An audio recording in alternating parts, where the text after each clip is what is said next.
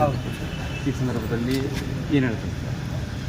ನೋಡಿ, ಅವ್ರು ಮೊದಲಿಂದನೂ ಡೇ ಒನ್ನಿಂದ ಕೂಡ ಹೇಳಿದ್ದಾರೆ, ನಾನು ಯಾವುದೇ ತಪ್ಪು ಮಾಡಿಲ್ಲ, 40 ವರ್ಷದ ರಾಜಕೀಯ ಜೀವನದಲ್ಲಿ ಒಂದು ಕಪ್ ಚುಕ್ಕಿ ಕೂಡ ನನಗಿಲ್ಲ ಅಂತ ಹೇಳಿದ್ರು.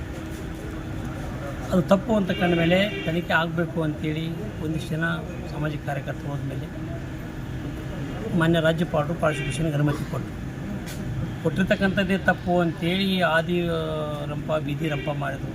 ಅವ್ರಿಗೆ ಹೆಂಗೆ ಬೇಕು ಹಂಗೆ ಮಾತನಾಡಿದ್ರು ರಾಜ್ಯಪಾಲರಿಗೆ. ಎಲ್ಲವೂ ಕೂಡ ಮುಗಿದು ಅವರೇ ಕೋರ್ಟ್ಗೆ ಹೋದರು.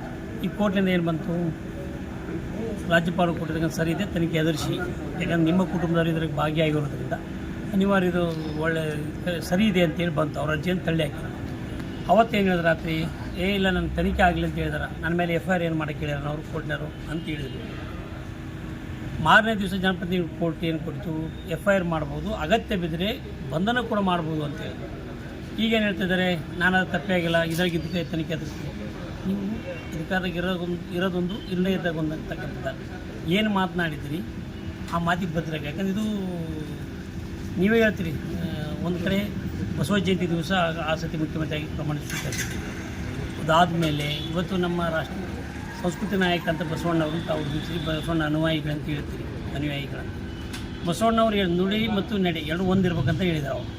ಅವರೇ ಹೇಳಿದ್ದಿದ್ದು ಮಹಾತ್ಮ ಬಸವೇಶ್ವರರು ನಮ್ಮೆಲ್ಲರೂ ಕೂಡ ಏನು ಹಾಕಿಕೊಟ್ಟಿದ್ದಾರೆ ಮಾರ್ಗ, ಅದರಲ್ಲಿ ನಡಿಬೇಕು ನಾವೆಲ್ಲರೂ ಅಂತ ನೀವೇ ಹೇಳ್ತೀವಿ. ಮತ್ತು ಅವ್ರ ಅನುಯಾಯಿಗಳಂತ ಹೇಳ್ತೀವಿ. ಮತ್ತು ಅವರು ಒಂದು ನಡೆ ಒಂದು ನುಡಿ ಒಂದಾದ ನಡೆಯೋದಿಲ್ಲ. ಅದಕ್ಕೆ ನೀವು ನಡೆದಂತೆ ನುಡ್ರಿ, ಮತ್ತು ಅದನ್ನು ಬಿಟ್ಟು ನಾವು ನಡೆದಂತೆ ನುಡುತ್ತೇವೆ ಅಂತ ಬೇರೆ ಎಲ್ಲದಕ್ಕೂ ಹೇಳ್ತೀವಿ. ಅದಕ್ಕೆ ಇದಕ್ಕೂ ನಡಿ. ಈಗ ED ಸಹಿತ ಇದ್ರ ಬಗ್ಗೆ ತನಿಖೆ ಆರಂಭ ಮಾಡ್ತಾ ಇದೆ. EDಗಳನ್ನು ಮಿಸ್ಯೂಸ್ ನಾವೆಲ್ಲ ಮಾಡ್ತಾ ಇದ್ದಾರೆ. ಅವ್ರು ಹೇಳಿದ್ದಾರೆ, ಇಲ್ಲಿ ಹಣಕಾಸಿನ ವ್ಯವಹಾರ ಆಗಿಲ್ಲ, ED ಬರೋದಿಲ್ಲ ಅಂತ. ಇವತ್ತು ತಜ್ಞರು ಅಭಿಪ್ರಾಯಪಟ್ಟಿದ್ದಾರೆ. ಇದು ಕೂಡ ಒಡೆದನ್ನು ಕೂಡ ಹೆಚ್ಚು ಕಡಿಮೆ ಆದರೂ ಕೂಡ ED ಬರ್ಬೋದು ಅಂತ ಹೇಳಿದ್ದಾರೆ. ಅದಕ್ಕೆ ಬಂದಿದ್ದಾರೆ ಅವರು. ಈಗ ಅಧಿಕಾರಿಗಳ ವಿರುದ್ಧ ಸಹಿತ ಅಷ್ಟೇ ಅಲ್ಲ, ಲೋಕಾಯುಕ್ತ ಅಷ್ಟೇ ಅಲ್ಲ, ನಿಷ್ಪಕ್ಷಪಾತವಾಗಿರ್ತಕ್ಕಂಥ ತನಿಖೆ ಆಗಬೇಕು. ಅವ್ರು ಹೆದರಿಕೊಂಡು ಏನು ಮಾಡಿದ್ದಾರೆ, CBI ನಮ್ಮಲ್ಲಿ ಬರಬಾರ್ದು ಅಂತೇಳಿ ಏನು ಮುಕ್ತ ಅವಕಾಶ ಇತ್ತು, ಅದಕ್ಕೆ ತಡೆ ಇದು ಕೊಟ್ಟಿದ್ದಾರೆ. ಎಲ್ಲಿ ಸಂಪುಟದಲ್ಲಿ ನಮ್ಮ ಅನುಮತಿ ತೊಗೊಳ್ಬೇಕು ಅಂತ. ಮತ್ತು ರಾಜ್ಯಪಾಲರು ಏನೇ ಕೇಳಿದ್ರು ಕೂಡ ಅದಕ್ಕೆ ಸಂಪುಟದ ಅನುಮತಿ ಬೇಕು ಅಂತ ಹೇಳಿದ್ದಾರೆ.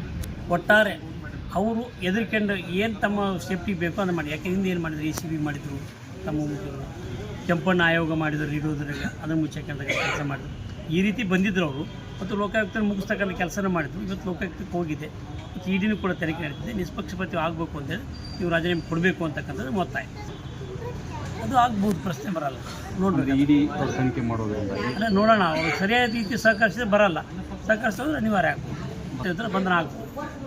ನಿರಂತರ ಸುದ್ದಿ ಹಾಗೂ ಮಾಹಿತಿಗಾಗಿ ನಮ್ಮ ಚಾನಲ್ ಲೈಕ್ ಮಾಡಿ ಮತ್ತು ಸಬ್ಸ್ಕ್ರೈಬ್ ಮಾಡಿ.